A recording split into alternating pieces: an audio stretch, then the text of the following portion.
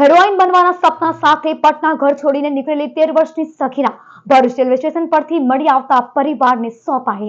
Bharuch railway station પર 13 વર્ષની એક સગીરા શંકાસ્પદ હાલતમાં મળી આવતા જીઆરપીએફ રેલવે પોલીસ દ્વારા તેની સુરક્ષાને ધ્યાનમાં રાખી ભરૂચ સ્થિત સેવાભાવી સંસ્થા સખી વન સ્ટોપ સેન્ટરમાં આશરો અપાયો હતો। સખી સંસ્થાના કાઉન્સિલરો દ્વારા બાળકી સાથે વાતચીત અને પૂછપરછ કરવામાં આવતા જાણવા મળ્યું કે તે બિહારના પટના શહેરની રહેવાસી છે અને ફિલ્મોમાં હિરોઈન બનવાના સપના સાથે ઘરેથી નીકળી આવી હતી। બાળકીની હકીકત સામે આવતા સંસ્થા દ્વારા તાત્કાલિક બિહાર પોલીસનો સંપર્ક કરવામાં આવ્યો હતો। બિહાર પોલીસ અને બાળકીના પરિવારજનો સાથે જરૂરી કાર્યવાહી પૂર્ણ કર્યા બાદ સગીરાને તેના પરિવારજનોને સુરક્ષિત રીતે સોંપવામાં આવી હતી। આ સમગ્ર કામગીરીમાં જીઆરપીએફ રેલવે પોલીસ અને સખી વન સ્ટોપ સેન્ટરની ટીમે મહત્વની ભૂમિકા ભજવી હતી।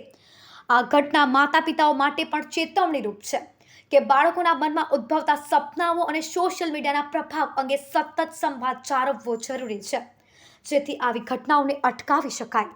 તારીખ 17/6/2024 રોજ જીઆરપી દ્વારા રેલવે પોલીસ દ્વારા 13 વર્ષની દીકરી તેમને મળેલ, તેમની સાથે જીઆરપીના સ્ટાફ સાથે વાત કરી ત્યારે જાણવા મળેલું કે ઘરેથી તે નીકળી ગયેલ છે। ત્યારબાદ તેને ફેમિલી સાથે વાત કરીને એમને આશ્રયમાં તે દીકરીને સખી વન સ્ટોપ સેન્ટર લાવવામાં આવી। ત્યારબાદ તેમની સાથે વાતચીત કરીને કાઉન્સેલિંગ દરમિયાન જાણવા મળ્યું કે દીકરી ઘરેથી કોઈને પણ કહ્યા વગર હિરોઈન બનવા માટે નીકળી ગયેલ। ત્યાંથી ટ્રેનમાં ખ્યાલ ન પડતા તે ગુજરાતની ટ્રેનમાં બેસી ગઈ। ત્યારબાદ તે ઘરેથી કોઈની સાથે પણ નીકળી નથી અને એની સાથે કોઈ પણ બનાવ પણ નથી બન્યો। એ પહેલા તે ભરૂચની પોલીસને મળેલ અને ભરૂચની પોલીસ આશ્રય માટે સખી વન સ્ટોપમાં મૂકી। ત્યારબાદ તેમના ફેમિલી સાથે પણ ટેલિફોનિક વાત કરી મળ્યું કે એમણે પણ મિસિંગ કમ્પ્લેન કરેલી છે।